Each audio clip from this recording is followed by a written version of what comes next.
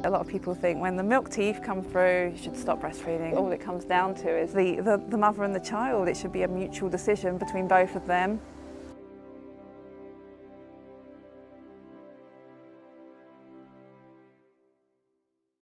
Three, 2, 1. Off-grid parenting is moving towards self-sustainability and being a bit more free range, less institutionalised. The Allen family adopts an all-natural approach to every aspect of parenting. When I felt pregnant, I very much felt that I didn't want any medical intervention, and so for me the only way to achieve that was to step out of the system. We did receive some very interesting messages, such as what if your choices end up in your child being born dead? Which then obviously added to our own stress. Well, I was convinced in trusting Adele. I trusted that she just knew her body and that she knew her mind and that she wouldn't do anything to jeopardise it.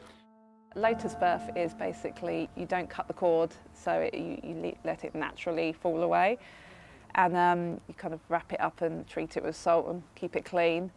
For both of my births it took 6 days to fall away naturally. Coming out. Perhaps controversially, Adele and Matt have decided not to inoculate either of their children. I don't see there's any need to start injecting foreign substances. The kids' health is just as important as mine. If I had something serious like cancer as such, I would definitely take the natural path. Breast milk can be used for conjunctivitis or eye infections. It's a sterile substance, obviously. It's coming right out the body and it's at the perfect temperature of all the living enzymes. Adele breastfeeds both of her children, Ulysses, aged 5, and Astara, who's 1.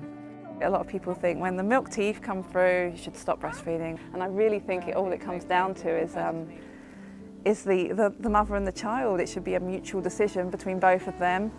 It's something that's just as natural as a hug. It's a connection. Adele has some strong views about stricter parenting styles. Traditional parenting methods that I guess rub me up the wrong way is the cry it out method for young babies. Okay, we're humans, domesticated, we live in houses, but the baby has still got that in their DNA from when they used to be a hunter-gatherer, you know, their ancestors, and they need to feel safe. It's highly dangerous, and in my opinion it does constitute a form of neglect and child abuse.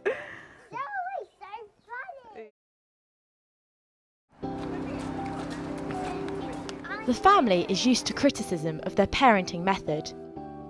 I was walking with Astara outside the shop and she's barefoot, and it's a local shop on a main road, and so yeah, there is dirt, there is the potential for glass and for hazards, and so a gentleman noticed this. He said, "You do realise your daughter's not wearing any shoes?"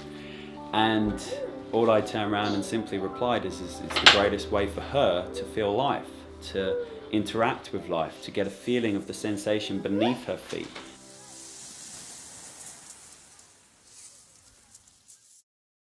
The parents homeschool Ulysses from their one-bed flat in Brighton. So we all sleep in the same room and it works out quite nice for us. And he pretty much picks his own bedtime really, but as we don't have a school routine in the morning, he's able to then wake up when suits him as well. We feel we'd like them to learn in a natural, free-range way. It's basically taking a lead from the child's interest and seeing what they gravitate towards. Because unschooling kids, they tend to pick up reading and writing in their own pace at a bit later age. I don't have an issue with that. There's no need for him to be able to read and write at this age anyway. Elephant sail, elephant flag. So these are a few examples of things that Ulysses has access to as part of his home education. This is an arts and crafts box with paints and collages and glue and all sorts, and he really just comes and uses it as he pleases.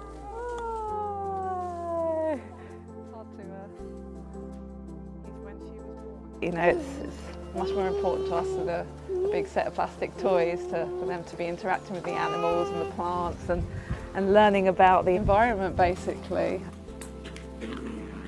I think this style of parenting is definitely increasing in popularity, with a lot of celebrities now integrating aspects of attachment parenting into their lifestyle and bringing it to the forefront in the media. They have fun, they smile, they laugh, I smile, I laugh, and it's for me, it's building a bond of trust. Daddy.